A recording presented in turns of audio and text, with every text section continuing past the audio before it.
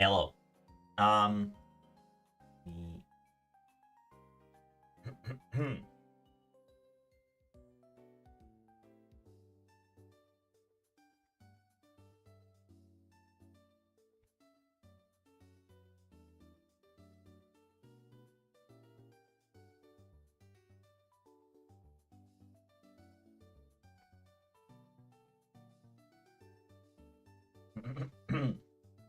Okay. So, um, Hem is a little bit too busy to play consistently right now. So we have a brand new boomerang man right here. Hello, Val. Hello. It's not your first time on the channel. I still have your beautiful icon that says Sugoi next to your head. I forgot that existed. Yeah. I remembered that this boomerang shaped head existed, but I did not remember the Sugoi part. So Neither did I. so yeah, so it's very Sugoi. But yeah, so one of our players, Ken, he has like only 1 day of free time each week. Amico is already wishing you welcome into the campaign. He's also one of the players. Um, Ken only has like 1 day of free time every week, and he is so busy right now that he can't play, and it seems like even his work is sort of encroaching onto the Saturdays, which are unfortunately the only day that everyone else is reasonably able to play, because we do have a few people like myself who have work during the week. So Saturdays are our playing days, and I remember that I mentioned about this TTRPG to a few people before I was starting the campaign to sort of measure interest in it. And the 5 first people who replied back were the original first 5 people who we started with. And now, since we don't really have a choice but to swap out a player because Ken literally can't play. So, so with that in mind, you are going to be our 5th player. Everyone in chat is already telling you welcome, and some people are nervous because they know what kind of fuckfest this is going to be. So before we start like character creation properly, I'm gonna give you a quick rundown of sort of what the fuck is going on in the story, I guess, quote unquote. Because this is a campaign that we've been playing for. Can it even get worse? I mean, I'm sure it can. I'm sure it can. We've been playing this for like 6 months, something like that. And we've been playing like somewhat regularly, and a lot of things have happened, but not a whole lot of progress has been made. So That's the common problem with many and yes, it is. It is doesn't progress in any. Yeah, that is the thing with open world, and there's another thing is that because especially because it's much funnier to keep annoying that one rat guy who lives in the sewers instead of doing anything. Yeah, exactly. Yeah, we're always gonna go. We're always gonna go into the stupid side quests, and there were like so fucking many sessions of people just doing nothing but collecting watermelons for like fucking chump change. It was like garbage. So they were just doing Skyrim quests. Yes, exactly. Oh, it started early last year. Okay, so we've been at this for almost a year. So a lot of things have happened.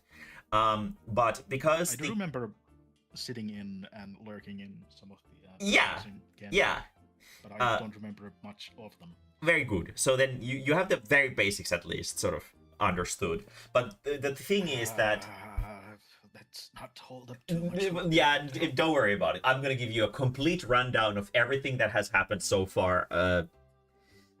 at least the important parts. Maybe not every individual watermelon that was picked will be explained, but we're gonna go down this thing because this might help you sort of figure out your character a little bit more as well. So when we start working on it properly, I'm also gonna doodle you a little character icon.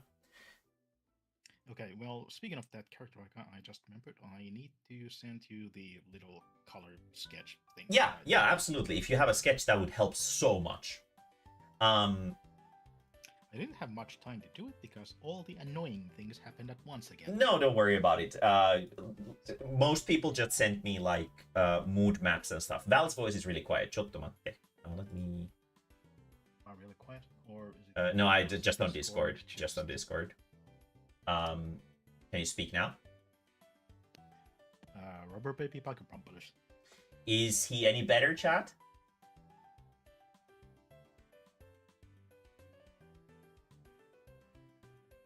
Let's see what they say once someone says. My voice something. is also naturally just this. Yeah, no, that's fine. I have the outgoing sound a little bit lower because there were some audio issues that I was having with music and stuff. So I think you're probably fine now. I would think. I would imagine. Either way, let me check this. Oh, that's fantastic. Okay, I'm gonna show it to chat once we're at that point. That is actually a really cool character design. So we sort of we started like early last year, and we've been playing this for a while now. The basic sort of goal of the campaign, I'm actually gonna draw this so that I can visualize this for you, and also I'll screen share the doodling for you so that you don't necessarily need to watch it on stream since there's a lot of delay. Yeah, don't worry about it. Let's see. There we go. The basic idea is that they're like to put it very, very simply. Obviously, it's not gonna be like this because it's an open world campaign, so there's all kinds of stupid nonsense happening all the time. But there are 4 big bosses. And the idea is that you have to clear all of them to enter the Pokemon League, which is the big bad evil guy's lair or something like that. And that's basically the gist of it. The party has defeated one of them, but they are currently banned entry back into the city where this character or the main boss lives because they committed murder in daylight on the streets of the city. As you do. Yeah, as you do. So they don't really have a super good social standing right now. So basically, oh well. Yeah, it's one of those campaigns. So yeah, be sort of mentally prepared. The campaign started with the characters being stranded on a beach, and everyone started sort of going around, and I was like, okay, this is cool. I'm gonna introduce them to this cool effect of my campaign, which is called the Withering, which is a thing where mechanically it's if your character's one of your character's core stats, like strength, for example, hits -5, it is withered at that point, which makes you completely crippled in that thing, and you will automatically fail all rolls in that category, and you will be like, you have to RP being like the weakest piece of shit loser who can exist, and you have to be carried around all the time. And if all of your core stats hit -5, then you will be withered, and that's game over. That's when you're basically, that's your fail state of the game. Which is extremely difficult. So basically returning to the state I'm already in IRL. All yes. Right. Exactly. Don't go. Yeah, this is a power fantasy. Don't. But the idea is that there's this thing. There's like a mystery on the island. We are on a tropical island of mystery that we can't escape from, and there is something draining the life force from the local denizens once every week. And what this does mechanically is it reduces two core stat points of your choice each week. Basically, it's just an incentive to make people not pick cabbages and actually do something with their lives. Or otherwise, in open world campaigns, people have the tendency to do nothing because they find a comfort spot and they want to just RP happy life, like fucking Sword Art Online. Yes, Sword Art. So in order to avoid that, there is an incentive to progress, which there isn't like a traditional TTRPG level cap.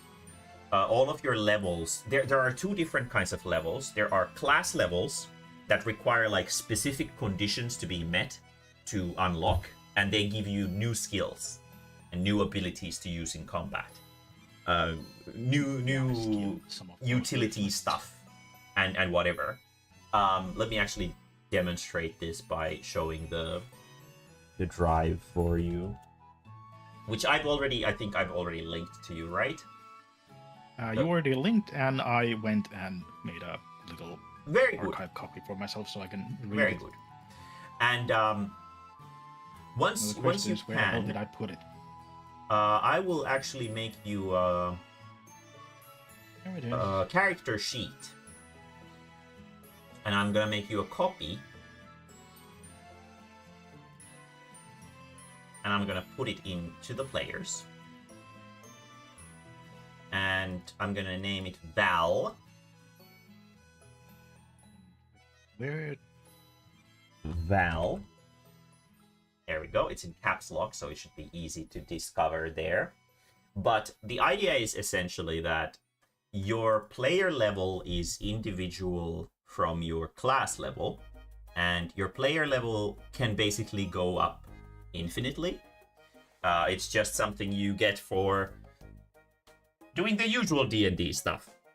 You defeat enemies, you achieve some kind of greater thing, start a mutiny on a pirate ship or something like that. Basically achievements increase your level, and level gives you raw stats, HP, stamina, whatever. And this is separate from your class level, which dictates what kinds of passive skills you have, what kinds of active skills you have. So basically, there is a main quest of just defeat the enemy, get stronger, and then there's a side quest of, yeah, but we could also do this little thing so that I can get a class level. And the class level conditions are generally always listed in the class information. Like, for example, if you're an imposter, if you defeat a greater meme, you're gonna go to class level 2 immediately. Discovering a greater meme is a part of your journey and what it could possibly be. But basically that's the gist of it, is that they all have like a mini condition that you need to fulfill in order to achieve the level up on those classes. And there are 4 different types of classes. There's stealth classes, which are used for infiltration primarily. There are tank classes, which are used for throwing aggro and taking a lot of damage. And there are DPS classes, which are, for dealing as much damage as possible. Then there are support classes that can provide buffs, healing, debuffs to enemies, stuff like that. And then there's also, in each of these categories, there's also at least one social class, which is, instead of dealing lethal damage, it deals non-lethal damage, which we use in social combat, which is a unique mechanic in this campaign, where basically some fucking furry is gonna walk into your room and tell you that their feet smell amazing, and they really, really want you to smell their feet. And it's up to you to resist argue your way out of smelling their feet. Basically, better your RP is, and better your argumentation is, the more damage you do into their N health, which is their non-lethal health. And if you manage to convince them, maybe you can get them to do something else than make them smell your feet. I'm not sure whether to be intrigued or terrified. Yes. That's it's gonna be fucking wild. To give a summary of everything that has happened, the player characters started off in a village. They encountered a withered, which is a person who has been completely stat lost to oblivion. They turned into these black zombie-like creatures, and they defeated the enemy, and they started exploring the world. Let me actually get the world map over here so that I can... This time, there wasn't anything sussy, so I don't need to even delete the VOD. Very cool. I hate that it shows like, your recently used files, and I draw fucking dicks for a living. Yep. So we have a map that I could actually drag into this clip studio right here. And the idea is that each player can draw their own map. They were all given like a baseline map that they can explore. They started somewhere around here on the bottom part of the island, maybe like here. And they started exploring around here. They went exploring into the woods, where they encountered their first like large-scale boss enemy. There are like these, how would I say, like major enemies, one in each of these like primary biomes. We could divide them like this. So this is like 1 biome. This is like 2 biome.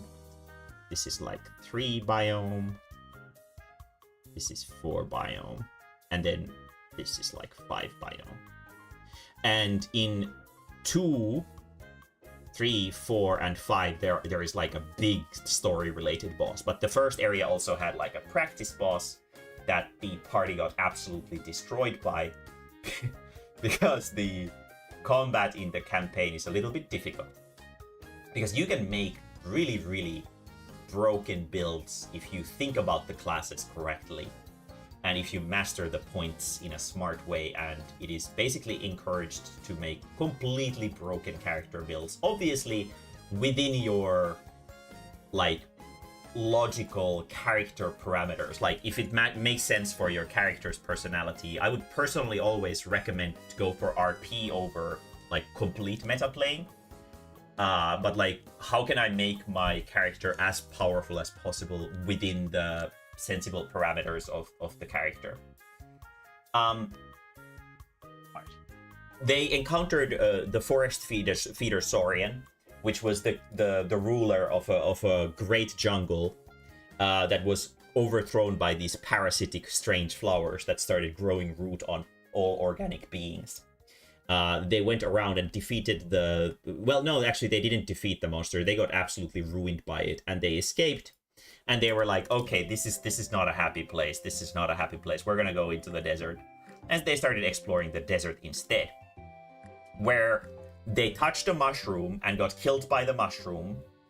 And TechCon is saying in chat, no one fucking thinks in this campaign. Yes, there was a mushroom, a big ass sussy mushroom growing out of the desert, and Kem, the player who you are replacing, specifically told Robbie, the overly positive robot, that you don't touch the mushroom. That seems really fucking sus. And Robbie obviously only heard touch the mushroom, and they got into another boss fight, and they actually managed to beat it. I think there was an evil mushroom in the desert, and after they defeated the mushroom, they discovered that there was a mysterious temple right here, or like a broken some kind of structure, a tower, and they went inside and they explored around, and they realized that this was actually like a piece of an orbital elevator that has been sunk into the desert, and it actually was the bottom part of it that was sticking out, and underground there was a massive super advanced city called the Moon Tether. And within the Moon Tether, they encountered the Metamorph people, which are these goopy people who can change forms. And they went around, picked cabbages, because it was their first time in proper society. So they were like, oh, we need to make some money. And the best way to make money is by selling cabbages and selling ass. And that's exactly what they did. And they spent What? a long time in Moon Tether. A long time. Within Moon Tether, they defeated one of the so within Moon Tether, before they started, so one of the core enemies was located in the Moon Tether, one of the like big story related bosses. Here she is, the Metamorph Queen. Here is the combat edition of her sprite. These are like sprites that you will see in the game as well. They are like the player sprites that I use for the enemies. And they defeated the enemy after a couple tries. It was their first like 2-phase fight that they saw. They won. Yay, win. And so one of the players had like, well, many of the players have like -5 billion in social skills. Not so much because their character's charisma is low, but because their real life charisma is low. They didn't roll really good in character creation. And they were playing a class called Gotcha Mage, which is an RNG based class.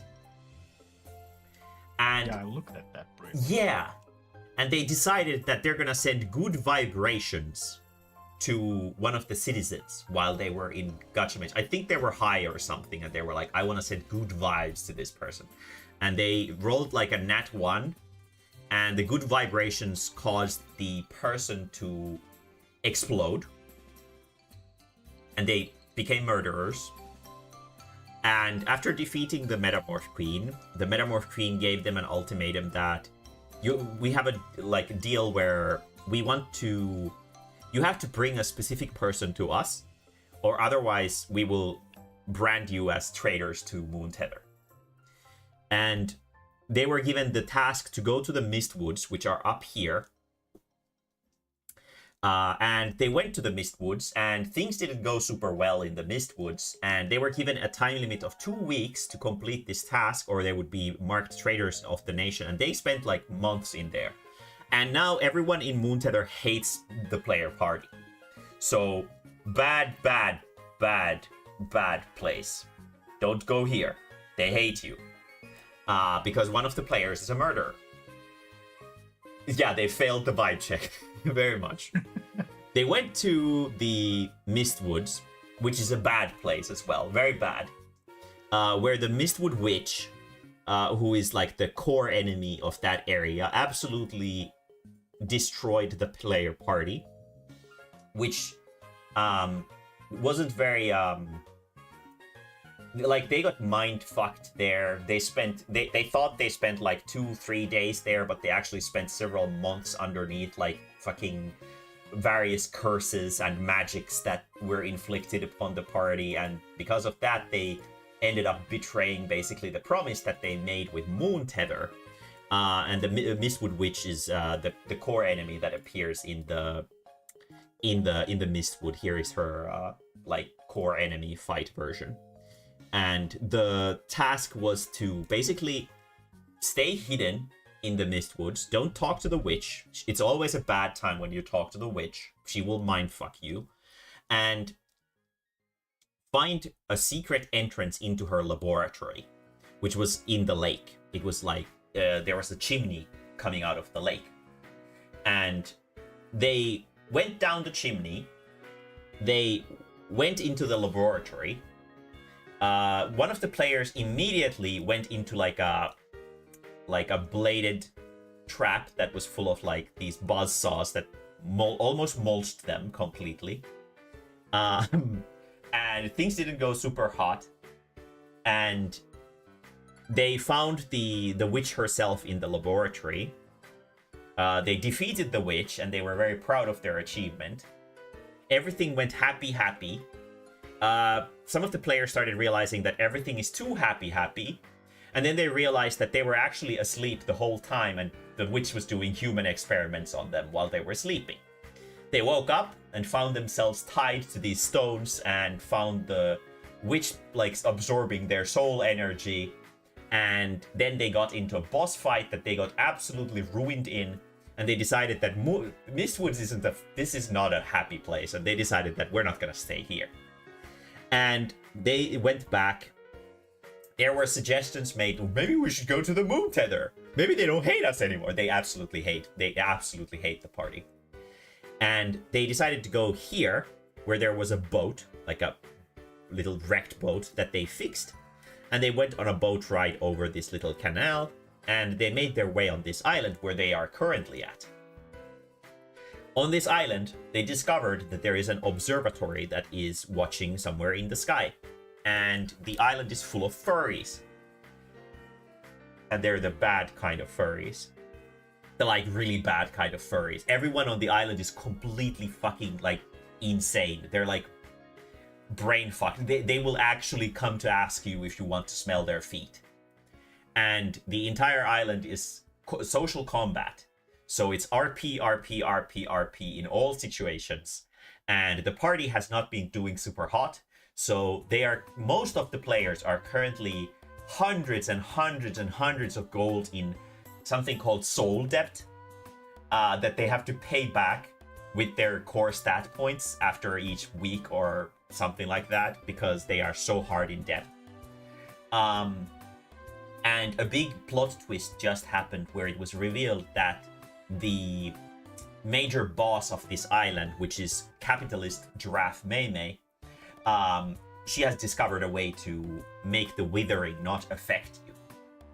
But the party doesn't really know how this works and what's the secret behind it. The only thing they know is that never be near Mae-mae. Because if you're near Mae-mae, she will sell her products to you and you can't resist. You will purchase Mae-mae products. And if you purchase Mae-mae products, they are insanely expensive and you will go into soul debt. So she's like the enemy to avoid in the current area. And basically the party is right now in a situation where they are trying to get as high in floors within the observatory as possible by doing some exploration runs, because there's a mystery afoot on the island where last time they played, they found a dungeon somewhere around here, which was full of googly-eyed monsters that were trying to stare at them. And they managed to find a strange key within the dungeon. And now they know where the key goes, which is like a room that makes weird howling noises. And the party is currently just about to open the door. But we can roll back a little bit so that we're not going to be opening the door. Because there is a boss fight behind that door.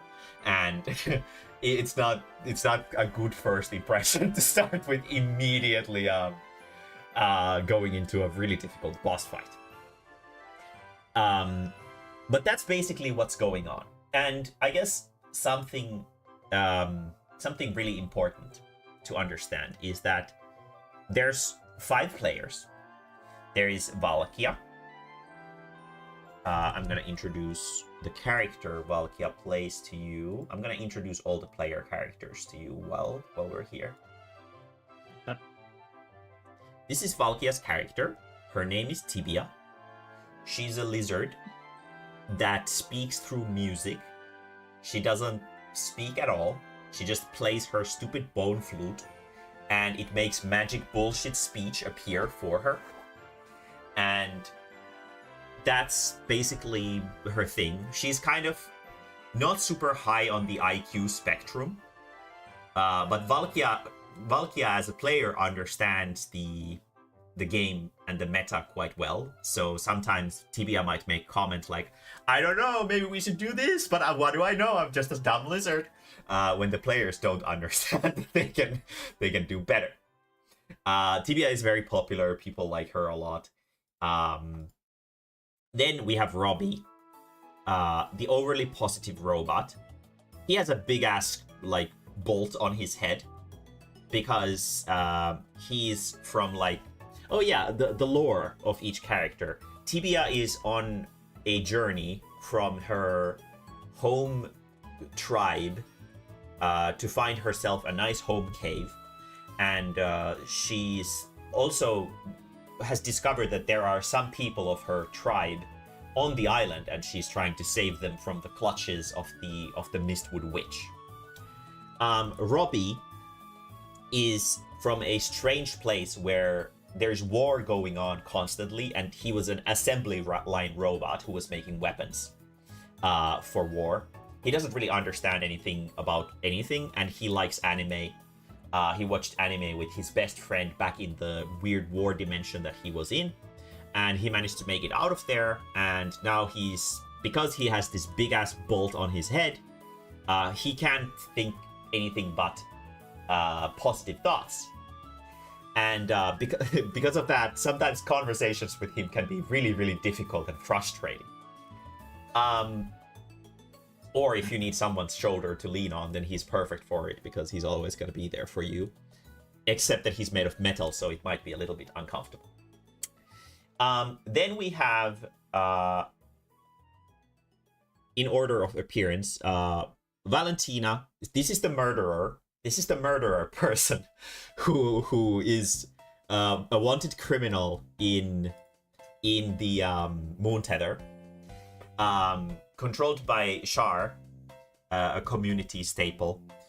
Char made a character who is she's like a drug abuser or something like that. She gets high on like weird mushrooms and stuff, and she eats them all the time. And she has this fire goddess that she thinks she worships, but we don't actually know whether if this goddess actually exists or not. So she's kind of an unstable character, I guess. And her social skills are like -5 billion. So be mentally ready. Then we have Felicia, who is Amiko's character, who originally played Felix, who is this gambler cat boy. His original lore was that he fucked up some gambling, and he ended up on the island because he wanted to find Lady Luck, to be blessed by fortune or something like that. And while they were in Mistwoods, after they got absolutely destroyed by the Mistwoods Witch, Felix took way too many drugs, way too much alcohol, all at the same time, went completely batshit insane and wandered off into the forest. And what returned from the forest wasn't Felix, but this stretched out, strange Slender Woman version of what players assume to maybe be Felix or someone else, because they don't have any memories. They don't recognize Felix as a person. They don't have any kind of idea what the fuck is going on, but they have some kind of weird ties to the Mistwood Witch, because it is suspected that the Mistwood Witch experimented on Felix's body and turned him into this, but this is just a game theory. So people don't actually know whether if this is Felix or not, and that's a part of the character's mystery. So this very long thing with monstrous hands and whatever is one of the player characters as well, and the Mistwood Witch personally brought this character to the party and said, "Oh, here's your friend. You almost forgot them." And everyone was like, "Who the fuck is this?" So the party is still a little bit unsure about this Felicia as well. They don't really know what the fuck is her deal. But yeah. And then let's get players. And then we had Megumi, which was Ken's character, who had this gimmick of flipping a coin every day, whether she had like split personality disorder, and she's like very happy-go-lucky one day and she's really mad and angry the other day, except that she's always mad and angry. And that's kind of her thing. She's never happy-go-lucky. She's always mad and angry. But Megumi is going to be replaced by you, so you're gonna be taking that. You don't have to be mad and angry, it's okay. But you will not be seeing Megumi too much as a player character. I think we're gonna work some kind of thing where because it's kind of awkward and weird for especially a new player to sort of jump into a campaign, and then if the players like RP this like completely in character, obviously they're gonna be like kind of weird about the new character who has just entered the party, and where's the old character who just left and whatever. And we've already done that since we have had 2 character swaps during the campaign. No player swaps before this. This is the first player swap.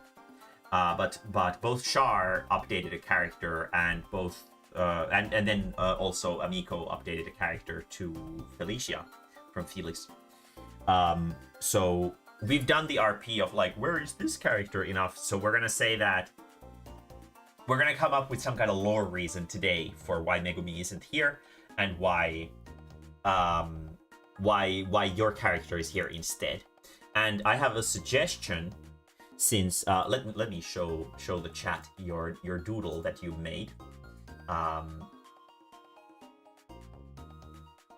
see. I'll go digging that out. I can.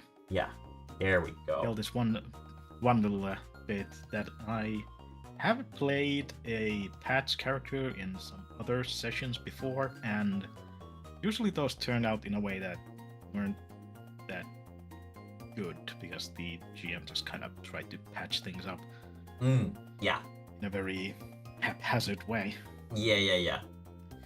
No, I don't. Yeah. I'm not like conflict avoidant at all. But the only thing that I do ban is like you can't do like you can do PvP if both players agree to it. You cannot use any skills that manipulate the opinions or thoughts of another player. So, for example, you can't use intimidation on another player character. But here we have your sketch for a character, and this is already a very robust design where we can sort of already see what's going on here. And the idea was that this is like a shapeshifter, right? That was the idea, yes. Yeah. So I think what we could do in terms of lore is that you are some kind of either like a spy or an ambassador sent by the Moon Tether, since the Moon Tether is full of metamorph creatures that can change shape, and they are also made out of goop. I was considering that possibility. Yeah. So I thought that it would be... Yeah, I thought it would be kind of fun to, lore-wise, to make this like sort of, they're trying to sort of make sure that the party honors this deal that they had, and now Megumi has to go to the Moon Tether as a part of this trade. So now your character, do you have a name for the character, by the way? Well, the only one that I had written down was flubbed. Flubbed. Is it like flubbed? Like this? FL 2B, 2B's, yeah. Like this? Little dot at the top that marks something, which I forget what it is in English. And then to flub something means that you've like fumbled something, you've messed up. And I guess flubbed is the past tense version of it, I think. But I think that it would be a nice idea if you were sent from the Moon Tether to keep watch on the party, but we could say that your character is kind of incompetent, so you don't actually understand any of the things that are going on in Moon Tether or why you were really sent here. You're like an intern. You're like a kesätyöläinen at Moon Tether. Yeah, so you don't actually have any fucking idea what's going on. They just told you to follow these guys, and you're just gonna be like, okay, that's cool. So basically, I work for the government. Yes, you work for the government, and you have no fucking idea what you're doing, which is exactly what government workers do. Exactly how governments work. Yes. So you're a government worker from Moon Tether, but you have no idea what the fuck you're doing, which I feel like that would explain why you're not so familiar with all the lore and stuff like that, because there's a lot of stuff that has been going on. Yeah, It's been going on for reasonable. yeah, it's already been going for a year. So I think this way we could introduce you as a new character in a fresh and fun way, where it won't be too confusing to why you are new to the party, and Megumi is sent to Moon Tether as like ransom. So she's gonna be imprisoned over there. Also, that incompetence thing kind of works with the sketch, because you could say because he wanted to try and mix in with the other people, so he yeah skull inside his head. Yeah, exactly. He's trying to like be like hello fellow kids, it's just me, your friendly neighborhood human. There's nothing suspicious to see here. Completely not just a skull and a pair of glass eyes there. Yeah, absolutely not. Nothing suspicious. Nothing suspicious here. What is this? Is this the lower jaw of the head, or is this something else? This thing that goes around sort of the neck area. What are you putting at? The let me actually see if I can just download this and open if you could it. highlight that real quick. Yeah. Let me download it and I'll open it on the. Oh yeah, the slightly colored thing that looks like a mouth is a mouth, like Okay. just underneath the. Okay, so it's the skull. lower jaw of the skull. It's not the lower jaw; it's just the mouth area of the face. Okay. The skull has no lower jaw. Okay. That's also part of the joke. Okay. So it's like Because it was just the first random like- skull that was found on the road when he was yeah. walking. So it's like a Viemari thing that all the food goes into when he eats something. It just goes through here, somewhere into the armor. We could like add like a little name tag on him, that says like, "Hey, my name is Flubbed and I work for the government." Because otherwise he's gonna forget probably. Have you thought of like what kind of personality this character would have?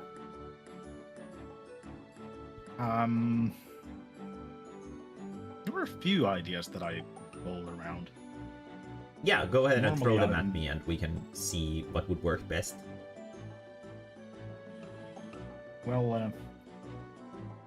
Well, basically the first idea was he kind of like talked like this. It just doesn't want to be a bother, but if you could just file these forms, if you'd please. Okay. Okay, so he's actually like a fucking government fucking like a fucking office worker. I'm totally That was fine the with it. original joke, but Yeah, the only thing is that I would probably recommend against trying to do like like if the voice is something that you think that you can consistently keep up with, that's great and I'm all for it. But you don't need to do like super character-y voices if you don't feel like you can consistently keep them up.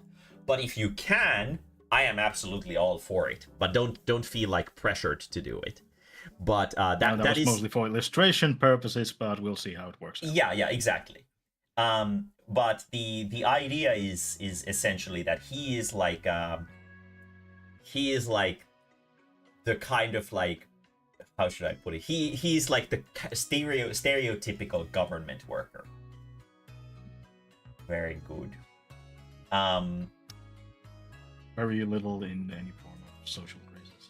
Yeah, exactly. It's like, and he seems like he might be the kind who is like kind of unaware of the fact that people don't like government workers usually, and he's just kind of like, this is a necessary part of the world, and you know, there is no need to direct any animosity toward me. You can leave a complaint at the office by filling this and this form.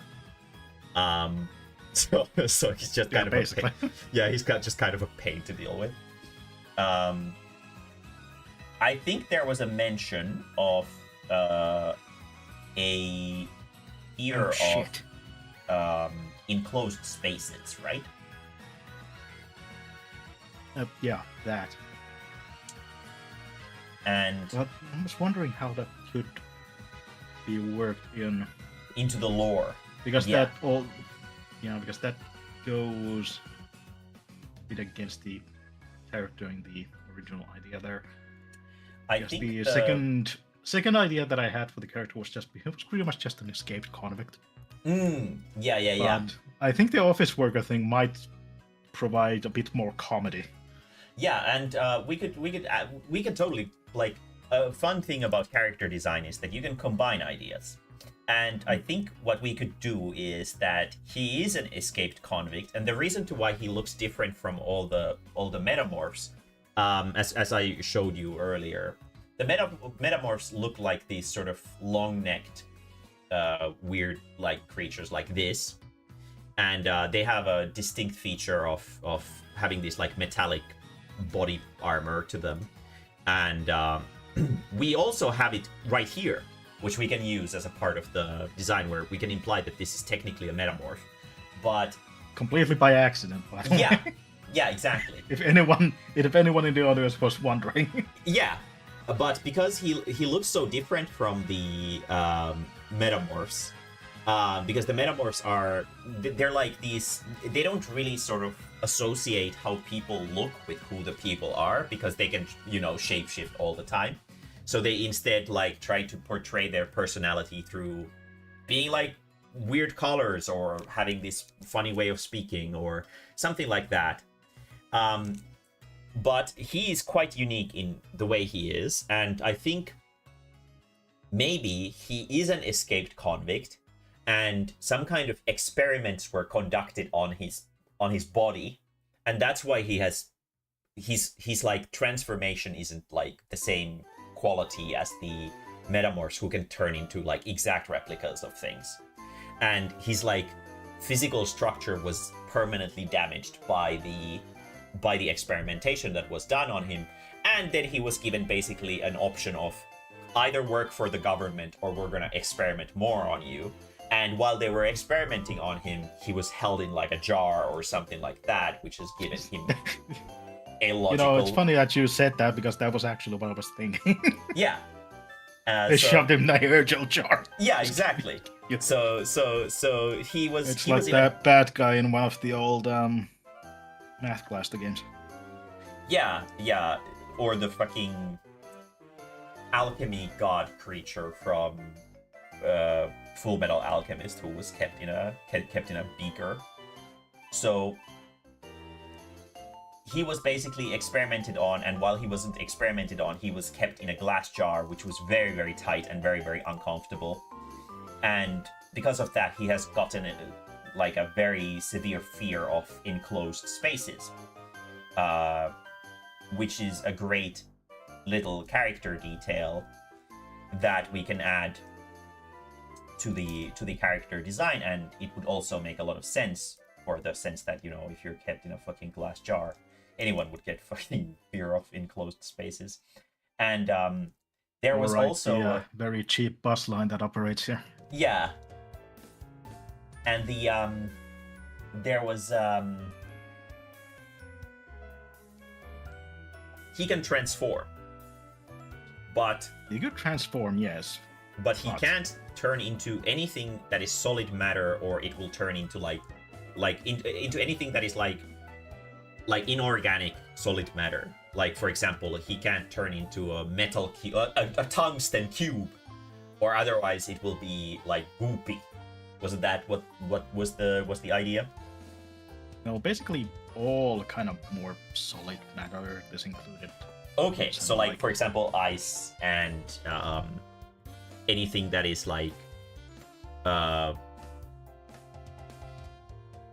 anything that is like harder than what would be a good measuring post for like what can he turn into and what can't he turn into? Like I would assume like he can turn into like human flesh softness. It's just his bones will be kind of squishy, so his movements are going to be a little bit suspicious when he's wriggling and rattling around. Yes, ever so slightly. Yeah. I was thinking of making a little addition that it is possible to act out any possible suspicion that might fall on them. However, keeping concentration, the transformation at the same time is a bit of a hard thing to do. Okay. it's kind of like talking and thinking at the same time, which I'm doing right now. Yeah. Makes sense. Okay. Yeah. But as for the actual metric, yes. But anything, yeah. It's like, is a carrot too solid? Would he still turn?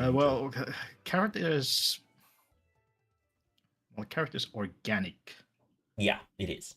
But so is it like inorganic hard matter that he can't turn into?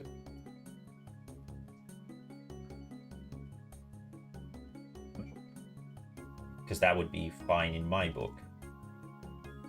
So he can turn into soft organic matter like flesh, let's say soft, let's try and keep it at this soft organic matter. Yeah, so he can turn into a fruit, but he can't turn into a coconut shell, but he can turn into the insides of the coconut. It's just that the outside is going to be a little bit goopy and stuff like that.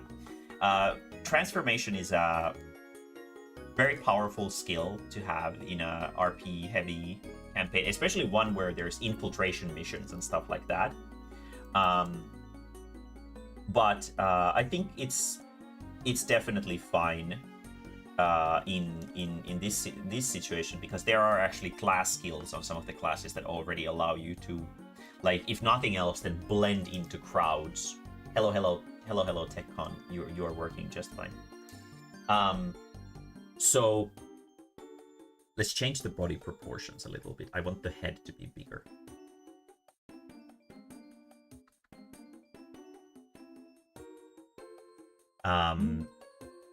Because the big head is fun. Yes. Go. I had a few other sketches here. Yeah, if you have more visual material. I did try and experiment with the bigger head, but the problem is it ended up looking like a light bulb. Yeah, but we can fix that by making it.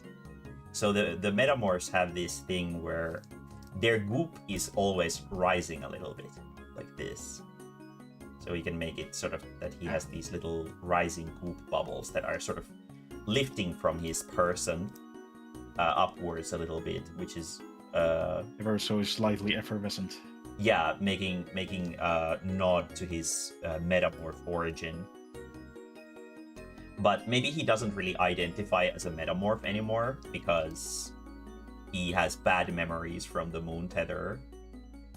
So that's why he's trying to has the bone in him so that he can be like a fellow human. But he doesn't quite understand how human work. So there we go. And let's give him like a patterning that is sort of similar to the metamorphs on his thingy. So let's make this like this. He kind of looks like a go-go.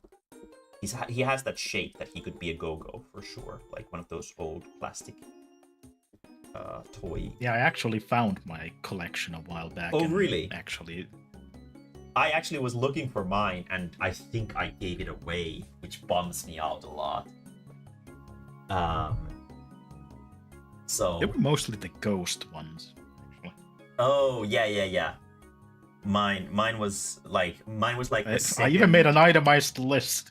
Oh, you should send photos at some point. I fucking love go-gos. And you can do like this. I missed one, and I put it on the desk where everything seems to disappear, and it has indeed disappeared. Mystery is afoot. Yeah. But very good. I don't really have any qualms with the character design myself, which makes this a lot easier for me.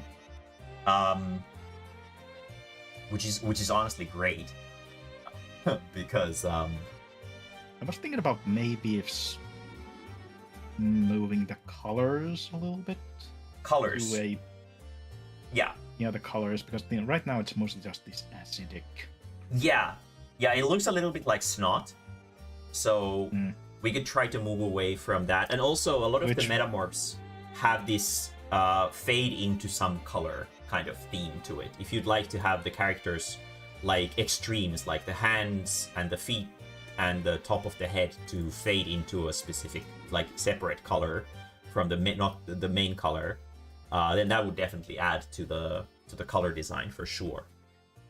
You actually quickly open a color wheel and think about this. Yeah. Let's give him his little name tag.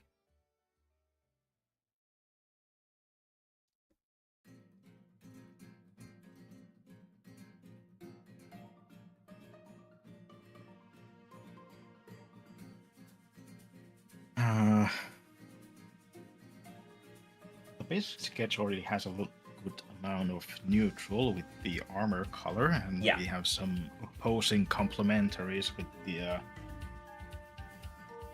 rim of the armor. Yeah, we have a neutral color for sure. So changing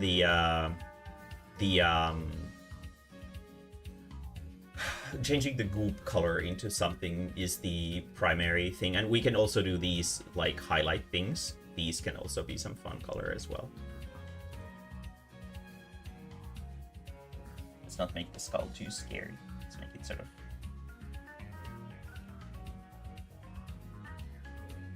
just the right amount of scary. And was this supposed to be something that circles around, or is it just a piece? No, it's just a little, like, if you like draw a curveball face on that. It's just the mouth area. This is the mouth area of the creature. Yeah. Yes, I tried to make it visible in some way. Mm-hmm. The other option was just not to have a mouth, but yeah, the metamorphs just absorb things through their body, so they don't necessarily they don't have mouths. They specifically don't You can see that they don't have mouths. Otherwise, it would be like this probably. Yeah, that would be. So it's okay if he doesn't have a mouth. He could have to sort of nod into this. Like they have sometimes these little rings on their necks, so we could add like a ring that sort of goes around the goop. It's some kind of machine to hold the shape of the transformation better. Moon tether technology. Who the fuck knows what it actually does? We can have it sort of visible transparently to the other side, so that we have a reference to the original design in the design, even if the purpose is exactly the same. We still have a nod to it. And then we have funny. Oh yeah, these. So there's this thing that you need to be kind of probably wary about, is that Tibia, her life purpose is to collect as many bones as she can. So if there's a skull floating in this goop, she's gonna probably try to collect it. So be careful around her, or you might need to find a new bone soon. She specifically has like a bone bag of holding that keeps all of her bones in there.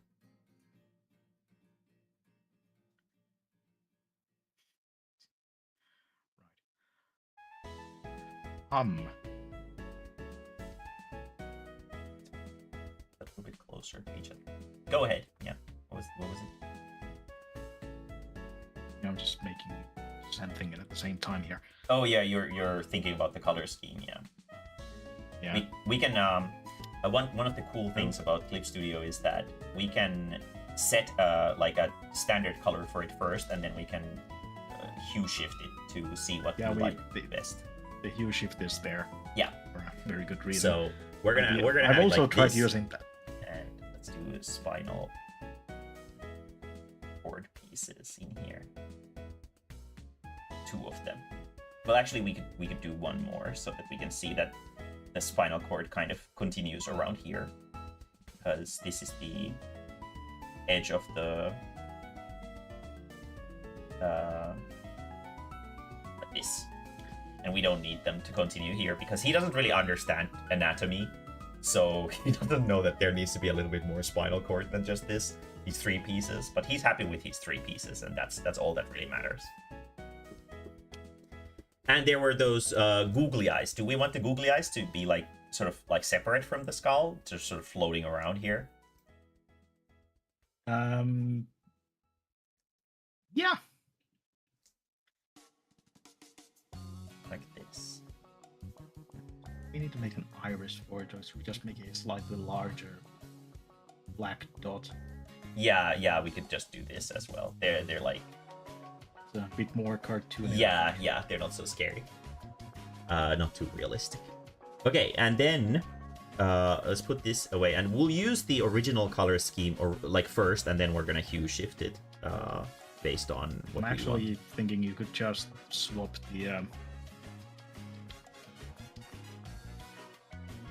it's going to be a slightly blue or green.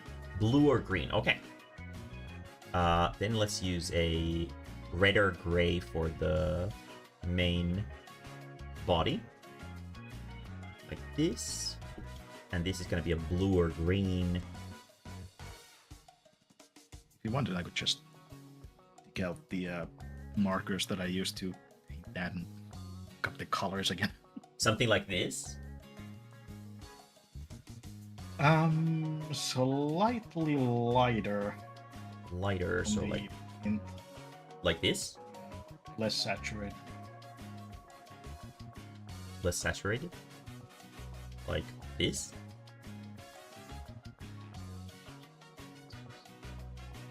Transparent. Oh, what? I meant slightly less transparent. Like Oh, slightly less transparent. Yeah, so a little bit denser. Yeah. So like this. yeah, and just a little bit to the greener side. A little bit to the greener side. Let's try this. Like that? Yeah, so it's just slightly minty looking. Yeah. We can also highlight the mintiness if that's something you'd like with the metamorph highlight thing where the character's extremities like this can be like slightly minty in color. Like this. To make them seem a little bit more sort of ectoplasmic, if that's something you're into. Was one of the ideas, yes. Very good. And then let's do the skull and these pieces with a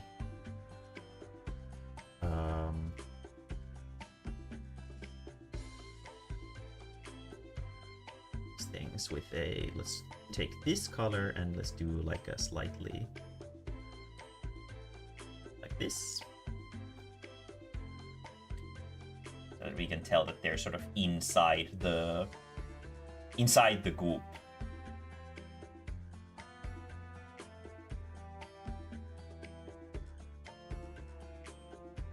Like so. And we're gonna make this also like that. These are gonna be basically your player tokens that you're gonna be using through Foundry. And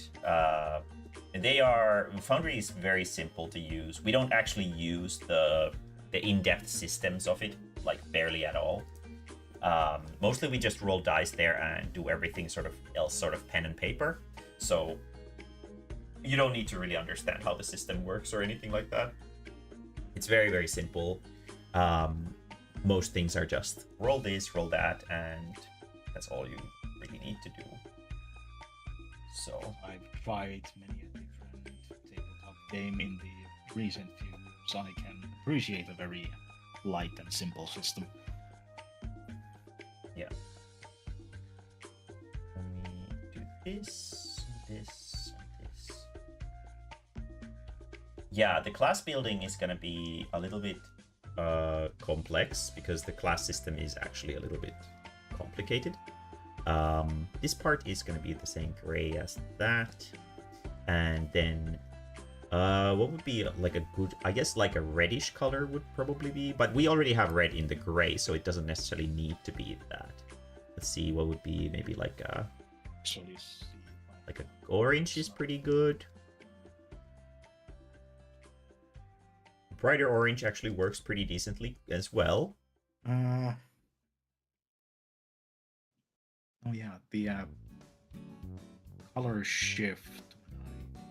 Yeah, maybe not. The picture. So it's kind of like a wine red. A what? A wine red? Yeah, A wine red. Yeah. The original sketch, but the Yeah, let's copying set it over kind of shifted it a bit. yeah, let's have this as like let's use the orange for now. And then we can also do this tonal correction and hue, and if there's anything that you like more that is like a nicer color combination that you like, we can just swap into it as well. This is more along the lines of the original, I feel. There's the originals. Yeah. Yeah. This is more yellow, this is more orange, this is more red, and this is the current design. I personally think that the current design is probably the best one. The red one is okay too, but it's kind of grotesque at the same time because it kind of implies that it's like bloody. So yeah. So I think this is probably like a good color scheme for him. He's easy to recognize. He has his own little color scheme outside of the other player characters. Nobody else is sort of saturated and bright. And then we can also do a nice little bit of highlighting. Yeah, exactly. Let's not do it over the entirety of the eye. Just a little bit like that. So that we can tell that he's kind of goopy. The original sketch, which also has a little bit of highlighting going on, the color of that is a really light, like lime green. Yeah. Go with.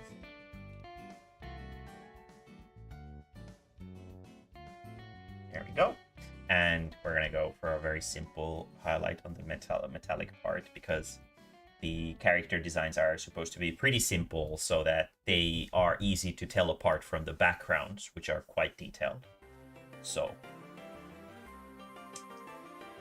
there we go, and let's do like be a nice green color for his little "I work for the government" card. There's a smiley face on it as well. There we go. I think he looks great. He's ready for a great adventure, smelling furry feet. And yeah, now I'll save this, and I'll do the importing of the characters and stuff like that into the engine and stuff like that. So tomorrow when we start, all you need to do is log in by creating your own password into the game, which you will be able to unprompted to do when you log in for the first time onto your namesake username. I'll be sending you a link that you just open, and then you will jump straight into the game. Okay. Now the more sort of complex part of this, which is the correct specking of your character for the situation that we are in right now. So we're gonna use, well, Valkia is good because the character is right here. We're gonna use this as a base, and we can put a character portrait here if you want to, but you can do that yourself. You should have all rights to access this folder right now, I think, and you should be able to edit these as well. Give me a second. Where is the? There it is. And we're not gonna figure out the whatchamacallits, these race and character name and size and gender and stuff like that. This is stuff that you can fill at your own leisure. They're more just, you know, fun little RP things and whatever. What we're gonna do today is we're gonna do a Interesting. I don't think you gave me a link to the folder itself. You only gave me a link to the classes. Oh, okay. Well, let's fix that right away. Players. Let me get this link for you.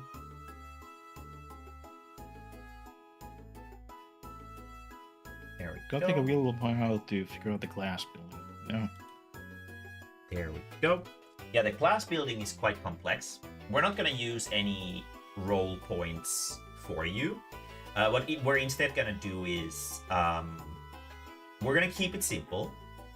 It's not super like serious at this point because getting class levels there's like a little process that you have to go through, but essentially you don't necessarily need to start like min-maxing just yet. But there is great benefits to min-maxing. That's why the party got wiped by the Mistwood Witch twice in a row, is because they didn't start to sort of think about how to actually handle a boss, but they were more like, oh, I don't want to change my class, I'm just gonna stick to this or something like that, which doesn't really work out in this campaign. Playing a single class is highly detrimental to your character, so swapping classes is like the way we go. So there is no problem whatsoever to just be like, okay, well, this class sort of spoke to me first, but I also have these classes that I also like. And what we're gonna check out over here on Tibia is that Tibia has a Saboteur level 2. Tibia has a Therapist level 2.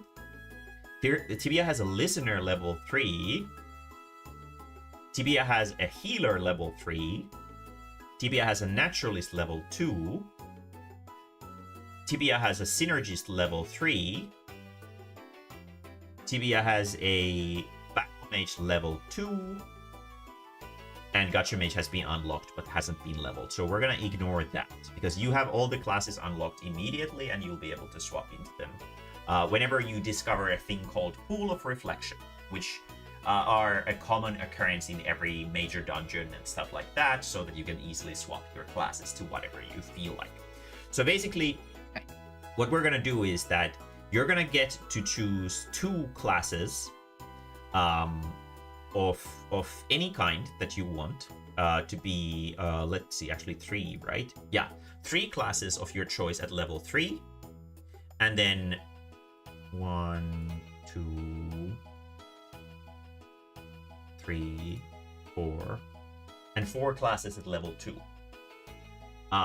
Then you're gonna be exactly at the same point that the rest of the players is class-wise. So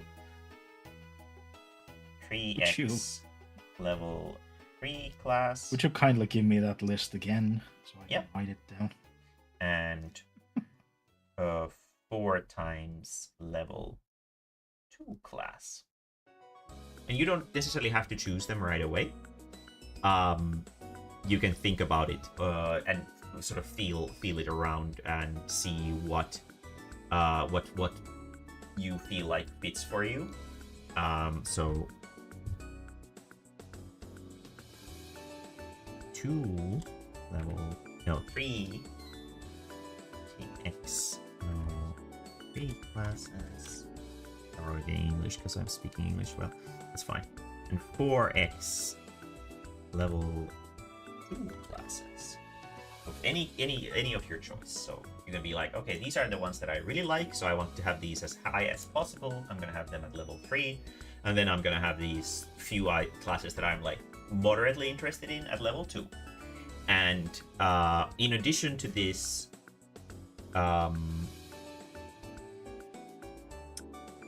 with this in mind, you will have 1, 2, 3, 4, 5, 6, 7, 8, 9, 10 mastery points that we're not going to think about right now. You don't need to worry about it. Mastery points allow you to master skills from classes that you are currently not in. And the idea is essentially that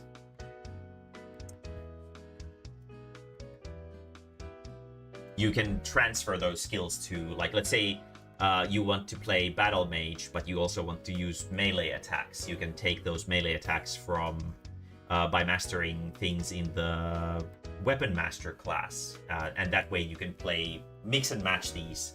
And the ultimate goal of the campaign is basically to create like this ultimate hybrid class that you feel represents your character properly.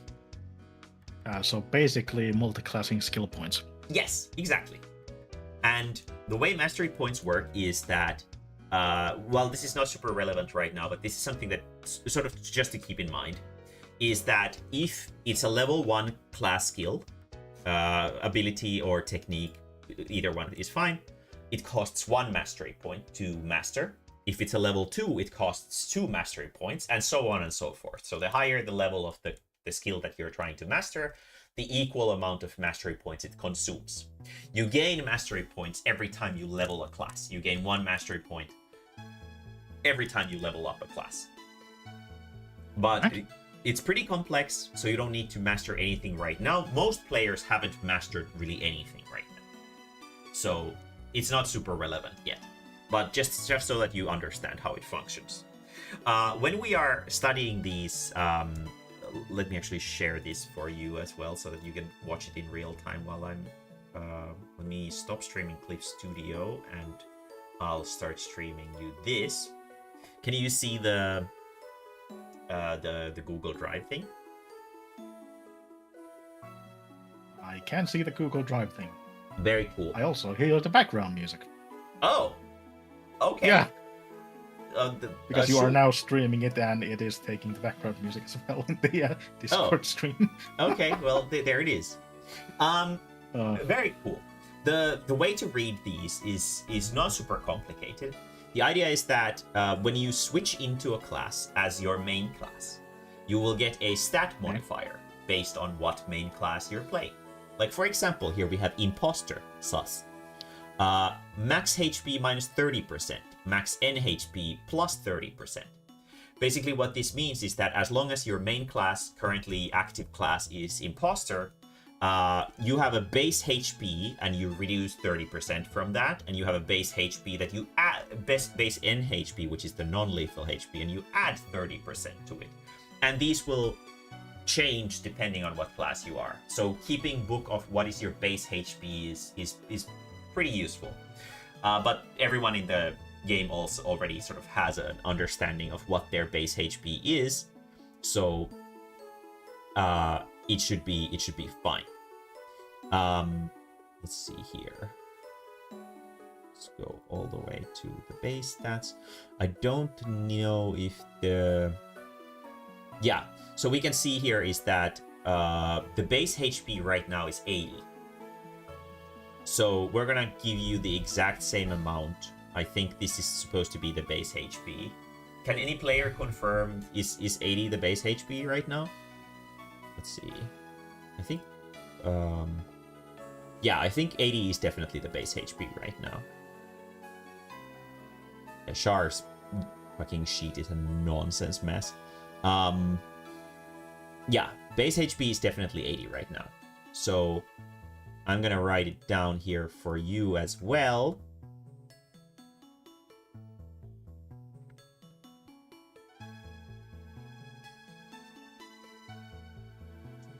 And it's the same for both N health and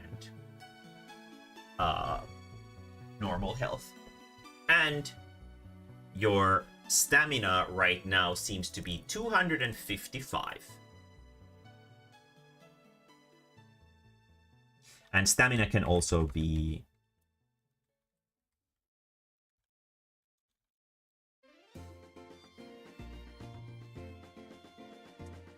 affected by your class. What you do with stamina is it allows you to explore the map. Whenever you explore one tile of the world map, it consumes a specific amount of stamina. So the higher your stamina is, the higher your ability to explore is. You can also use stamina to let's see. You can also use stamina to... Here we go. to use skills. Some skills use stamina as a catalyst, basically as a currency. And Okay. Your character level is 14. You don't have any abnormal status conditions. We're gonna leave those out. For stats, we're gonna go with the. So these guys are they have a bad situation going because they're in soul debt. Let's see. I wonder. I think Kem's character didn't have any soul depth, so we can use it as a sample. So we have +3. 1, 2, 3, 4, 5, 10. So you can distribute 10 points into your core stats as you see fit. But Okay, you so also just need a distribution of 10. yeah, and you also need to distribute 3 negative points into your stats. Ah. So, how would you like to distribute your stats? These can be re-rolled and shifted at any point whenever you find a pool of reflection, so you don't need to think about them too much. Let's just go with the RP answer right now. Like, what do you think the RP answer would be for your character? Is what would be his strongest stat? What do you think? Well, let's see. Taking lore into consideration, I'd say dexterity. Okay, let's say that he has 5 dexterity. Then, due to the experimentation, everything that happened, doesn't it? What's the middle ground? What is the? 0 is the complete average. Okay, so that's the complete average. Make Yeah. that a 1. To Constitution. Yep. Okay. What about strength? Do you think he's very strong, or is he more weak? I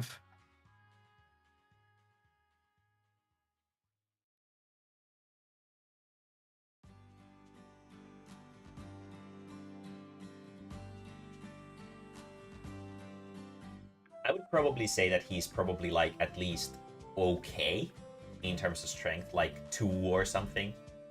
Does that sound like reasonable? Considering history, yes, let's go with 2. Okay. Very good. 2. What is And- that into? Charisma, I feel like, might not be his strongest suit. Yeah, definitely not. Yeah. So let's put like -2 maybe there for now.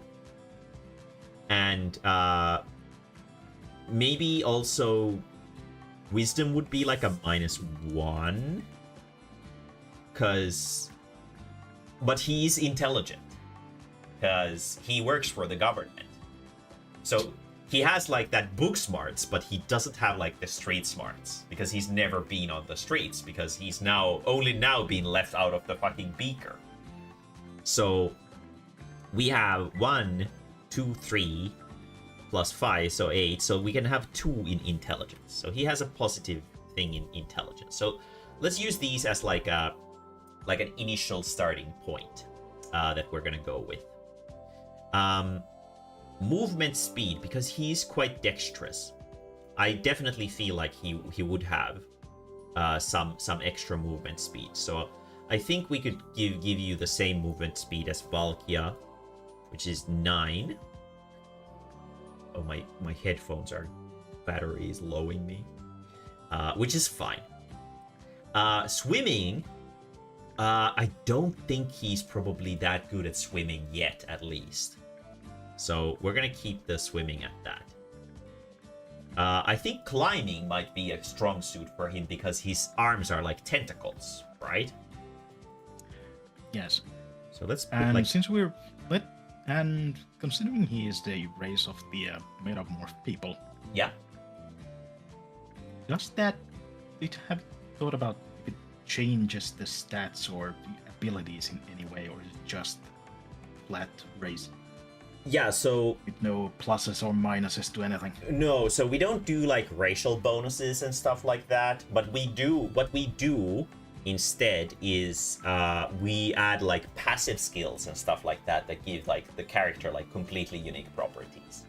So we're gonna go into that very soon here. I'm just gonna test out here to we can also do 3 points that you can distribute as you wish in the saving throws. We have Fortitude, which is Constitution save, Reflex, which is Dexterity save, Will, which is Wisdom save, Confidence, which is Charisma save, and Spirit, which is Intelligence save. What did you say? 3 points? Yeah, 3 positive points that you can distribute them. That give you an advantage when I say, for example, okay, there's a big ass boulder falling on your head. Roll for Reflex to save yourself. Which ones do you think would fit him the best? You can add multiple points in the same category or just distribute them more evenly as well. Yeah, I was wondering. Well, we're already kind of dexterous, so putting anything more than 1 into the reflex save would... I don't know. Is it a waste or... It's definitely not. The rolls in this campaign are pretty brutal, so you definitely cannot like over exert. You can't overstat yourself at this point of the game. So you're fine. Also, thank you, Twitch, for being as great as always, full of these AI viewers, stream bots, whatever. I think I got 2 in a row there. Yeah, Arcade, are you in chat? Can you ban those? If you are. But anyway, let's focus on this, though. Would you like to put points into Reflex? It is definitely beneficial. Let's put 2. 2 into Reflex. Very good. Yes. And where's the last point go? Well, that's the thing. I'm kind of debating whether to put it in the confidence or confidence or spirit. I feel like confidence would be valid for him. Like he considering he's being forced to make a career change. Yeah, exactly. And he is like, he's confident with himself even if he isn't exactly super self-aware. Oh, okay, Seribot got them. Very cool. I can't see the bands over on the panel that I have, so very cool. And the initiative bonus or penalty is something that is like... So what we do is something called group initiative, which is there is like one person who... For example, whoever initiates combat has to roll initiative for the entire group. And every single player in the player party takes turns at the same time. And then after the player turn is over, then the enemy turn, all the enemies take a turn at the same time. So basically you don't have to roll initiative for each individual character, but instead everyone is basically rolled at the same time. And the initiative bonus penalty means that whenever I say roll initiative and you are the one responsible for initiating combat, you will get a boost of, let's say, +2 in this case, because he's a fast as fuck boy. So he gets a +2 into his initiative rolls, and it's here to remind you of that. All right. And question. Go ahead. When you said regarding initiative and taking turns, are there any moves that take priority? Yes. So there we go. We have, when we see these, so these that are the techniques, these are basically like actions that you can take that consume your turn. And they can only be resolved when it's your turn. However, if there is an I next to the action, it means that it's an instant, kind of like in Magic the Gathering, where you can do it at any point, as many times as you like, at any amount of times, they usually cost more MP than any other skills. As we can see here, this one is 80. But they allow you to basically intercept things that are happening in the game. And while it's the player turn, you can just discuss between the players, like, okay, well, how about Char goes first, so that we can do this cool combo attack where Char first shoots this fireball there, and, well, I'm gonna throw gasoline into the fire afterwards, and then the gasoline fire is gonna go into my canister and explode, and we're all gonna die. You can discuss plans, try to do like combination attacks, stuff like that. Time doesn't really pass while it's the party turn, and then once it's enemy turn, you can still use your instant actions at any point, anytime, anywhere, to interject, hopefully survive. It's actually... Yeah, go ahead. Sorry, I cut you off. This actually sounds like a really good idea, system-wise.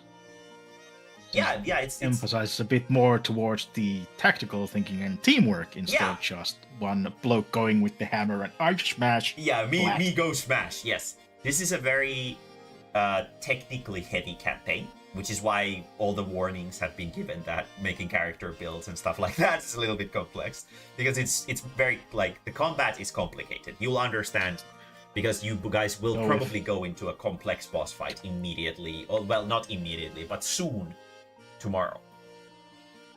But if there is a hole anywhere similar to the FFG Star Wars games, I'm going to find something broken. I mean, you should. You absolutely should. It is highly encouraged to find completely broken things. And you can find, like, really good synergies between the classes if you just read them carefully enough.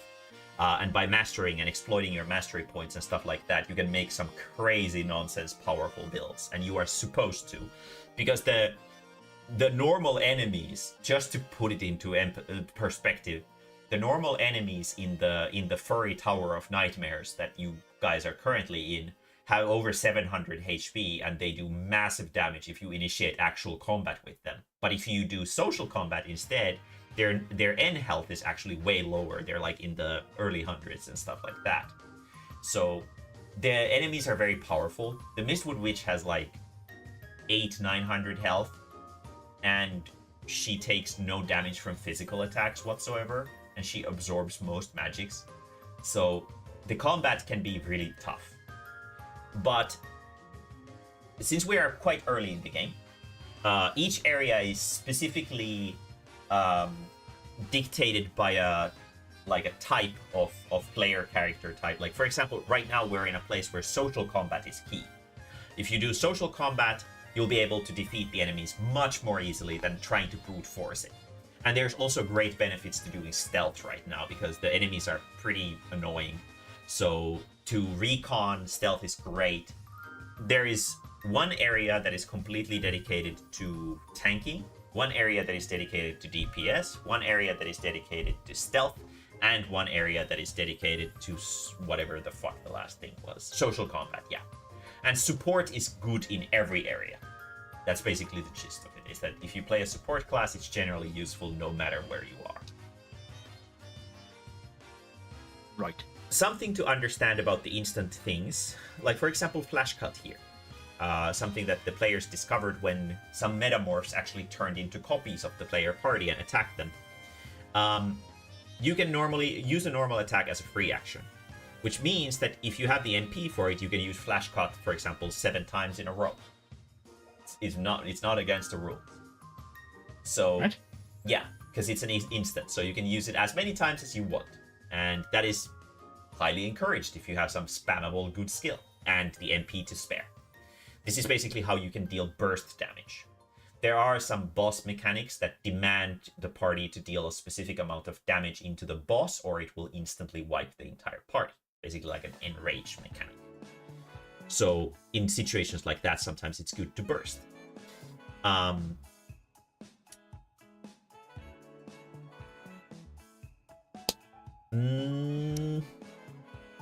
Outside of that, I feel like the classes are pretty... like, the explanations are somewhat self-explanatory. If if you have any questions about specific skills, don't be afraid to ask me. It's my weekend, so I'm totally free all weekend. So if you're going through the classes and you're like, okay, I like this, but I don't really understand what this means, please ask me. You can also see sometimes in the damage it might say 1d6 impact, which there is like an element basically to melee damage as well. Some enemies take more damage from impact, some enemies take more damage from cutting, stuff like that. Not super complicated stuff. And then if the class has a unique mechanic, it is explained in this red little box here. Like for example, the weeb inflicts cringe, which is basically like bleed from Dark Souls, where if you inflict enough of it, it deals a fixed 10% of the boss's entire end health bar immediately. But you have to be immensely embarrassing. And when you're playing the weeb, you have to shout out your attack names, and it is so fucking cringe because nobody knows how to pronounce them. So right now only Robbie has been using the weeb class. And I read some of those names, and yes, they are fucking nightmarish. I don't think my tongue is dexterous enough for that. Yeah. You know, if you're up for the challenge, I'll fucking go for it. It's gonna turn into an acapulco tongue. Yeah, that's how it's best. That's how it's best handled. So, you have 50 skill points that you can distribute. Skill points. Yeah. I've put 50 skill points into your thing. This is your total skill points. And you can distribute them into your EXP. And we can see the key over here on the right. If you expend 2 skill points, you gain 1 rank. And when you gain 1 rank, it increases your modifier for the skill. So basically we could think of it as 25 modifier points that you can distribute as you see fit. You don't have to do this right now. You can take your time and feel how you feel is the best way to distribute your points. The only thing that you cannot distribute points into is Knowledge the Island and Roll skills, the ones below. No, ignore the last part. You can distribute points into roll skills. So the way we work here is that when you put, like, let's say appraise, I'm gonna give it 2 EXP. That means that I get 1 rank in it, which means that I get +1 into the modifier. Which means that when I say roll for acrobatics, you roll for 1d20 plus your dexterity modifier plus your rank. So this. So your total modifier. And then we have bonuses and penalties that may apply depending on the situation. I'm gonna turn these into zeros, and you can just do them as you see fit based on how you feel like the character would be appropriately. And the cap of ranks that you can add to a specific skill is 5. So you can't, for example, have 30 in bluff. Because it kind of makes it makes for like one-trick pony builds, and I don't like. Putting too much in one skill will also just completely break everything. Yes, and I'm gonna write this memo here, which says.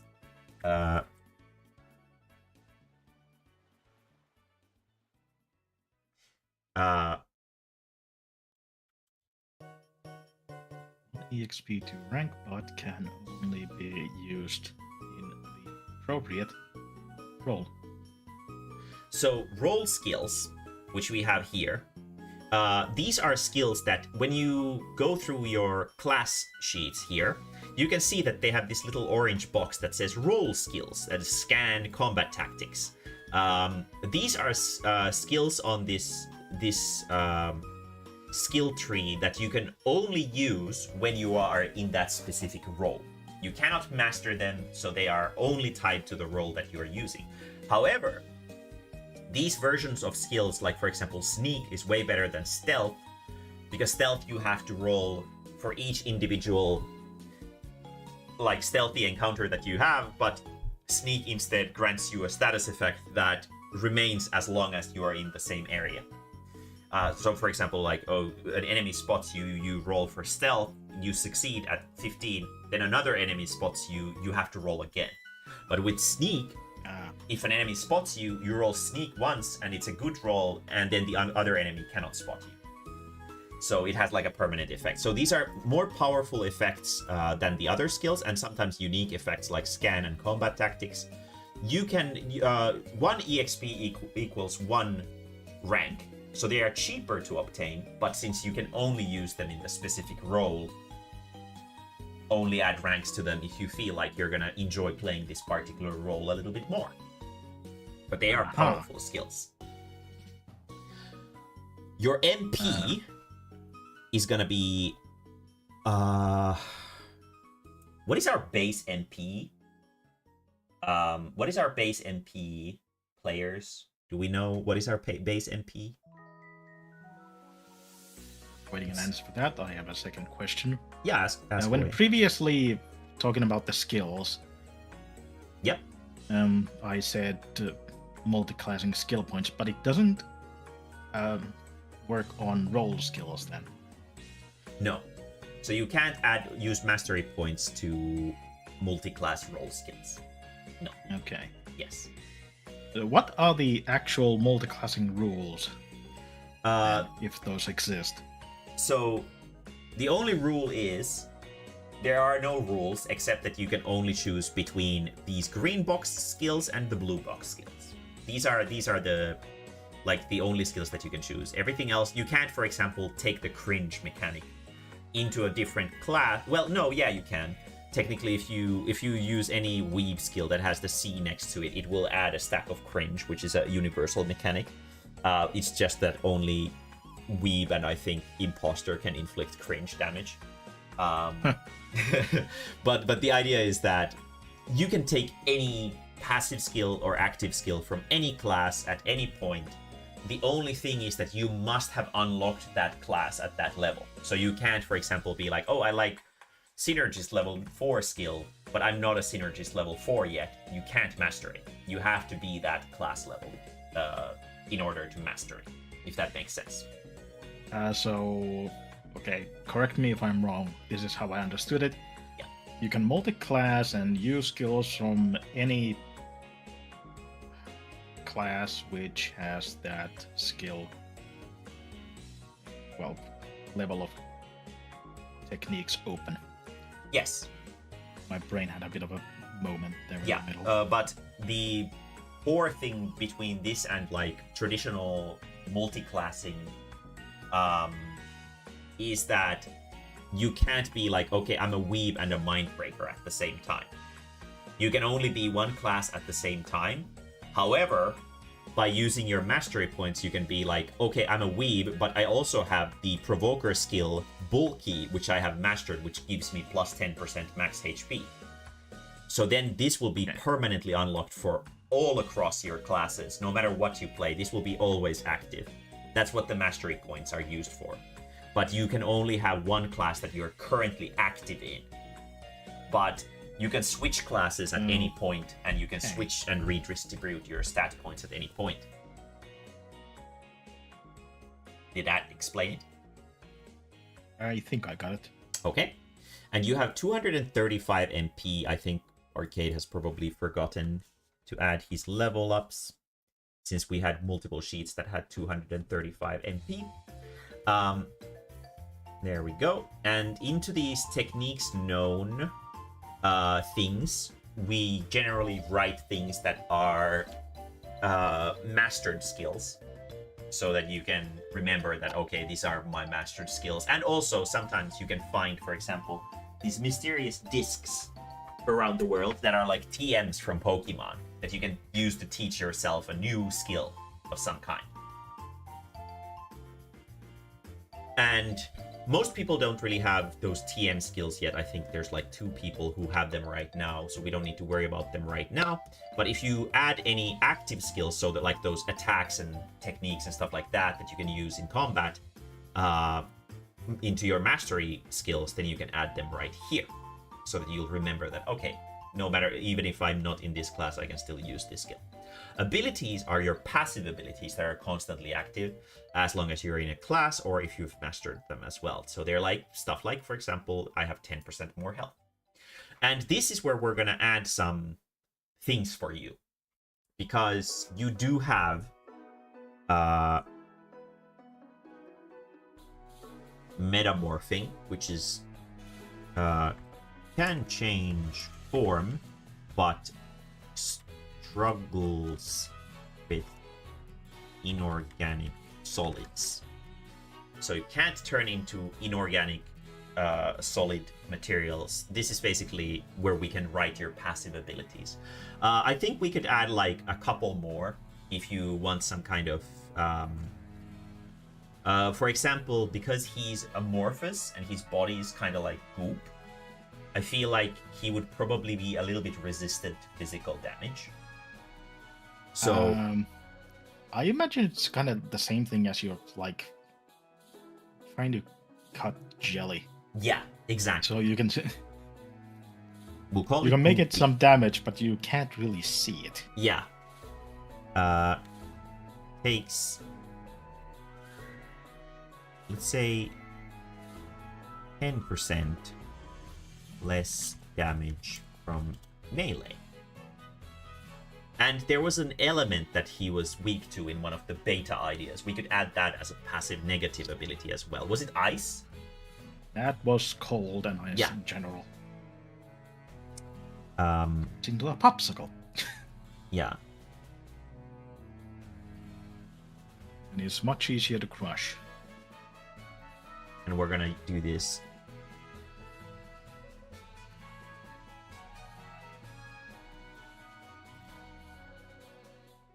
There we go. So now we have them sort of balanced out nicely. Is there anything else? Oh yeah, the skull can be scary. It can be intimidating.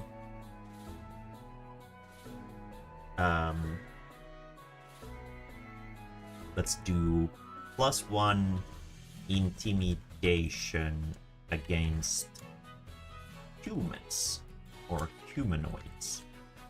Error. Cool. I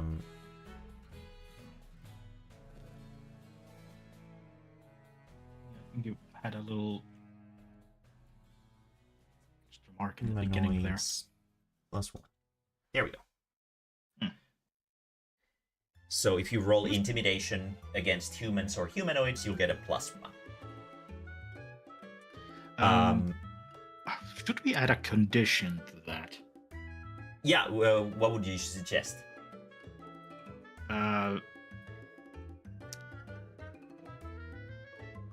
If appropriate body parts are absorbed. Okay. Which is a bit morbid, but I think you get the point. Yeah. Then we could change this targets. So basically, if you eat a dinosaur skull, then if there's a dinosaur nearby, they will be intimidated. If you eat a human skull, they will be intimidated if you are, you know. So it's like conditional. Yeah. Oh yeah, and we're gonna add the fear of tight places.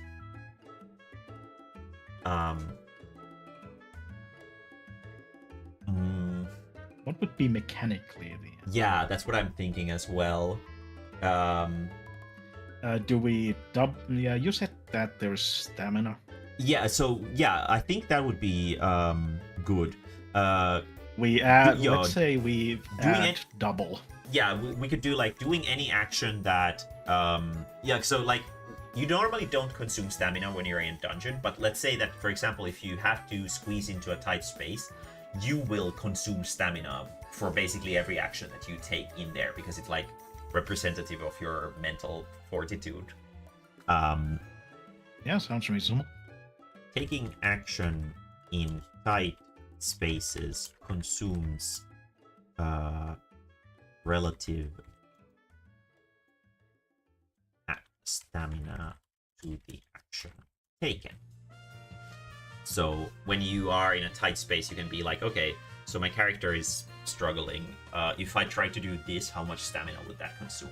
And then I'll be deciding on it depending on what the situation calls for. Need to climb up a chimney or something. And there's like normally 10 stamina goes up to like 15. Yeah, exactly. And stuff like there's these like tight corridors that spy classes can use to traverse faster throughout stealth mission areas. And taking those routes is going to be completely fucking miserable for your character because he hates the tight spaces so much. So that's good because not much traveling in vents then. Yeah, so that's good because otherwise a metamorphic character that can shapeshift would be very powerful in being able to sort of basically adapt to any kind of situation. So I think this is a great thing. I think this is enough for passive abilities that we're going to start with, and he's going to gain new things and stuff like that. Like, for example, one of the characters gained a fetish for darkness because they had some weird experiences in the dark. As in the element, not the character. No, if they are in a dark place, they get horny. Which was not good because the Mistwood Witch, I think, found one of the player characters because the Mistwood Witch was trying to like hunt them down, and he hid underneath a big rock that cast a shadow over him. So he started getting horny in there and started panting really heavily. So he was found immediately. Blessings are well, if anyone aims to kidnap them, yeah, putting out a blindfold is going to be a problem. Yeah. So yeah, but those will be something that will happen to you throughout the campaign, like based on RP and stuff like that. So we don't have to worry about them right now. Blessings. That's reasonable. Blessings are like insanely powerful buffs that you get for defeating super bosses, which the campaign isn't at the point of that yet. So you can't obtain blessings just yet. But there are super bosses that are going to be super stupidly hard. So yeah. And weapons, accessories, armor, we can give you some baseline stuff and also some items and money. I'm gonna give you a baseline of 500 gold, which is quite a bit, but the government is paying for your situation, so it makes sense. Your weapon right now, I think, because you're approaching the party as a mediator of sorts, I think your weapon is just your hands, which is fine. Your armor, though, is the Metamorph Standard, which is the metallic part. Which is plus 3 defense. Oh, armor effect. Oh, it's right below. I haven't filled these character sheets myself. I just work here, you know. Armor effect. Can shapeshift.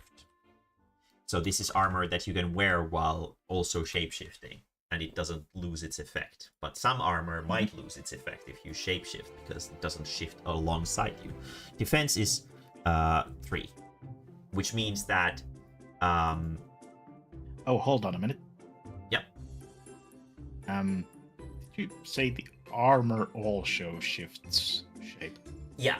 So the armor is basically a part of your body technically. So it also morphs when you shapeshift. But it's just technically a part of your body that is designed for combat. It's just some Moon Tether bullshit technology, but it's not hard because you are goopy. God, my battery is about to run out. Do I have my other headphones here somewhere? Oh, they're right here. Very cool.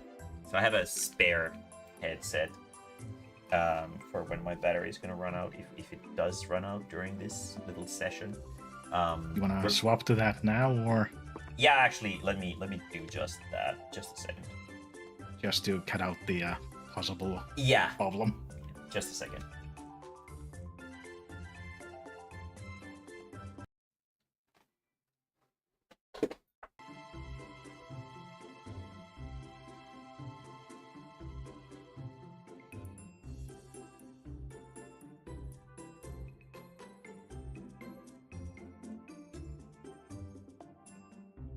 Okay. I can hear again. Can you hear me? Well, I can't hear you. Just a second.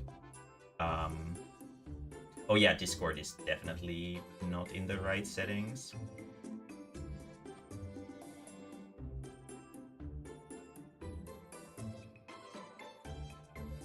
Can you say something?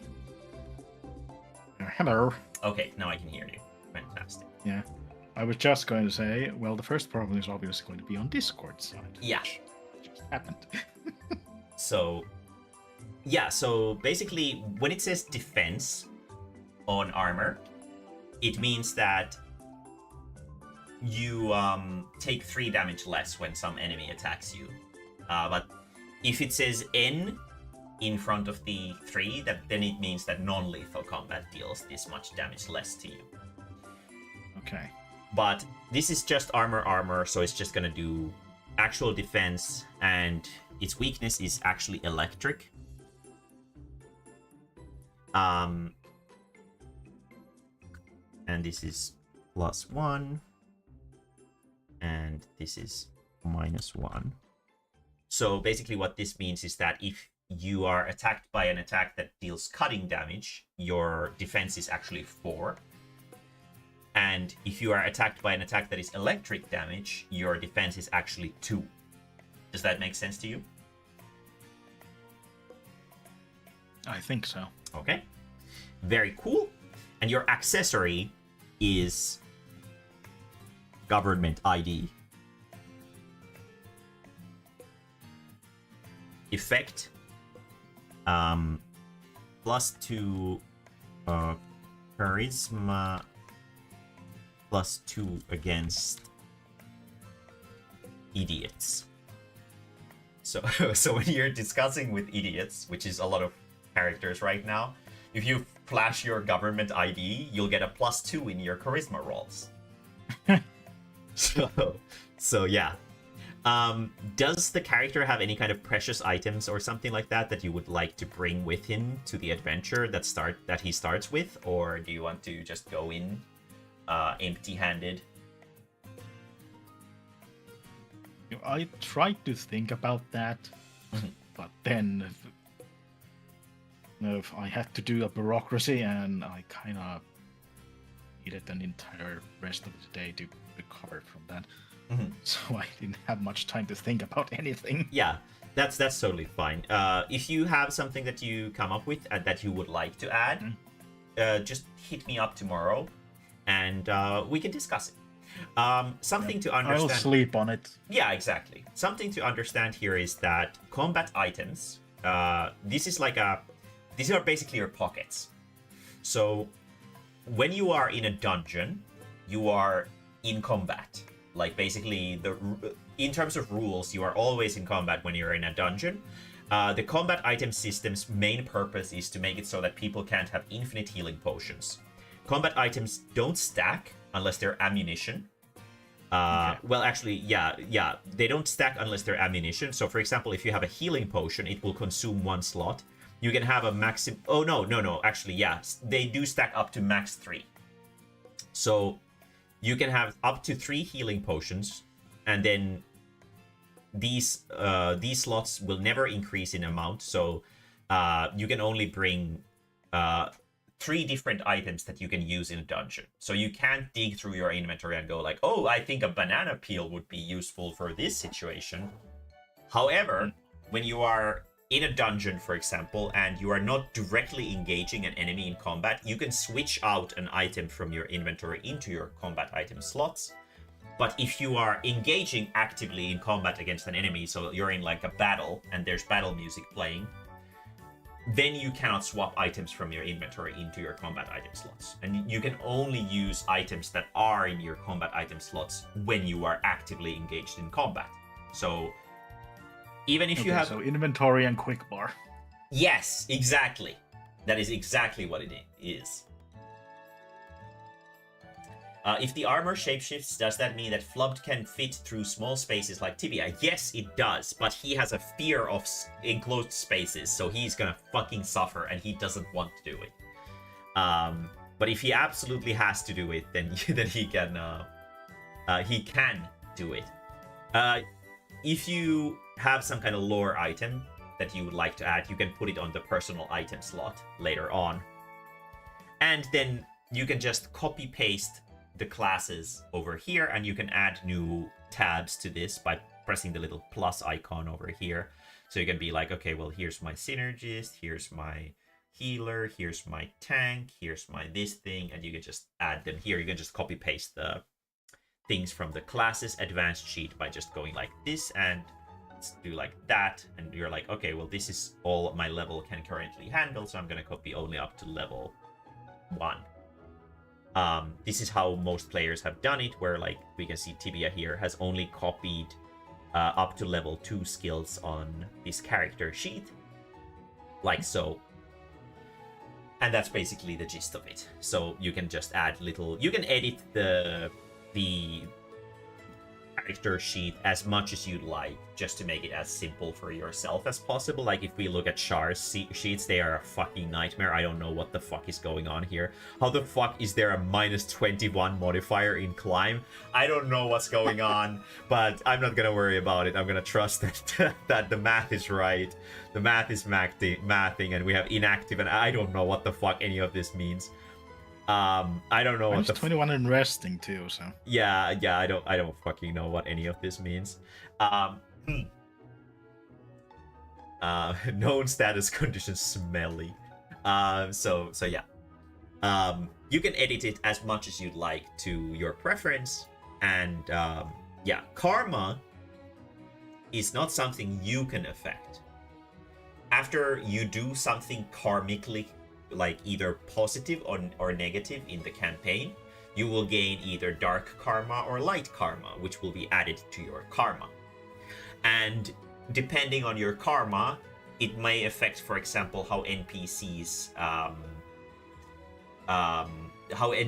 will interact with you. all right. But that is not something that you need to worry about yourself. So yeah, everything else in here is something that you can sort of decide for yourself based on how you feel is most fitting for your character. Actually, speaking of karma, Yeah? I was wondering if it would be a bit too silly to put a modifier on it because I do work for the government. I mean, that's actually pretty true. So, what do you think? You Or mean would like that be a bit too much of it? you mean like no, that's I feel like that's fine. So basically, okay. I have a suggestion.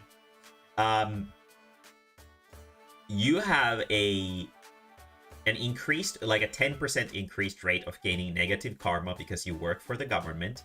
However, if you have a positive karma, if you manage to get yourself positive karma, government will start paying you a monthly wage for your for improving the image of Moon Feather. Okay. And yeah, don't worry, Amico. Chem's items will be in the camp inventory that you can distribute as you see fit. So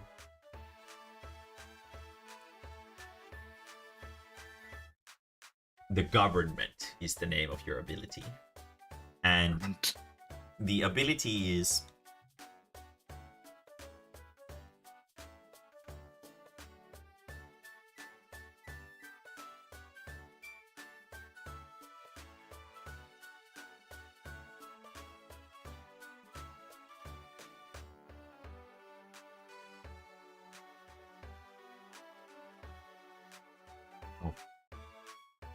let's say weekly salary, because months are kind of hard to keep up with, but every week you get the withering, so after the withering you get your paycheck.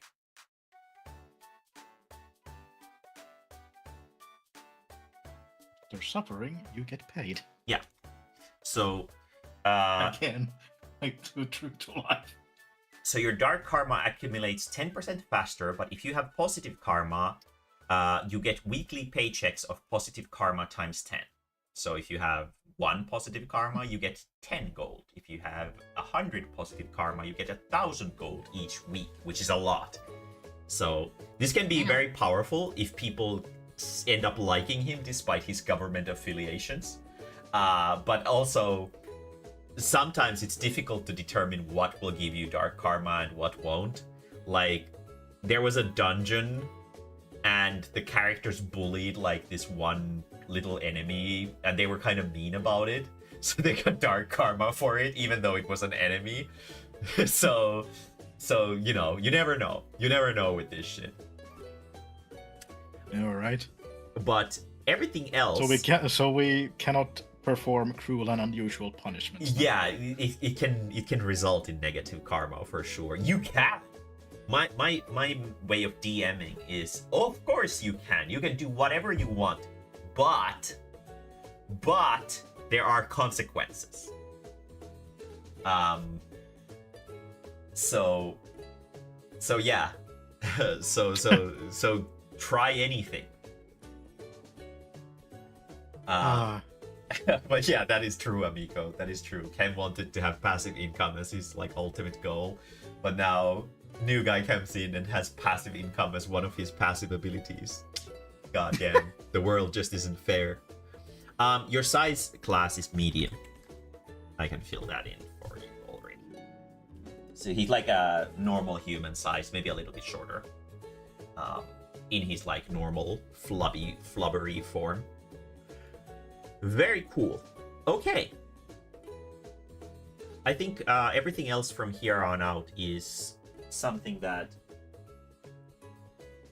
you can sort of work with, for example, tomorrow as you see fit. And we will start playing tomorrow at 9 p.m. So 30 minutes earlier than today. And all right, if you have any questions about character creation or class skills or stuff like that, hit me up at any point. I'm going to be pretty available for the entirety of tomorrow. I'm going to be going to IKEA, but I have my phone with me, so I'll at least reply that, oh, I'm sorry, I'm looking at furniture, so I'll reply as soon as I can. Okay, I'm going to try and get some reading done. Yeah. In the early morning. Very cool. Because I do need to be somewhere else for most of the day. Yeah, that's fine. That's fine. It's not super serious. It's gonna be your first time anyway. It's probably gonna be mostly just getting introduced to a bunch of characters, getting used to the mechanics, getting used to the fucking weird ass furries that you're gonna encounter, and oh no. Yeah, it's gonna be a bad time. I'm afraid. Yes, you should be. But with this, I bid you welcome to my tropical abyss. I hope you have a moderate time. And moderate time. Yes. I hope you have a time. And I will see you tomorrow, and I will let you guys. Yeah, people in chat are saying that you will suffer together. Oh yeah, one fun little fact that is going to increase the party's suffering 1,000-fold. That is really, really important. There is a 6th player character. This is a special player character. Who looks like this. And was this the chat one? Yeah. This is Chat-kun, and he is completely controlled by chat. And he can do like supernatural nonsense bullshit. And he can't be gotten rid of. He's always there. So he's gonna be fucking annoying. So be mentally prepared. But yeah, I'm sure you're gonna make great friends with Chat-kun. Everyone has so far. Everyone loves Chat-kun, except no one likes Chat-kun, except for the chat, I guess. But yeah, you're gonna be introduced to Chat-kun probably tomorrow as well, while he's pogging around and following you guys on your great journey. Chat, it's mostly just TechCon. No one else wants to write prompts for Chat-kun. But TechCon is very, very hardworking when it comes down to them. He is like the soul of Chat-kun, and he knows how to be a nightmare to deal with. So, look forward to it. And for everyone in chat, I hope you have a good night. I will see you again tomorrow with our first session with Val. And I hope you guys have a good night. Bye-o!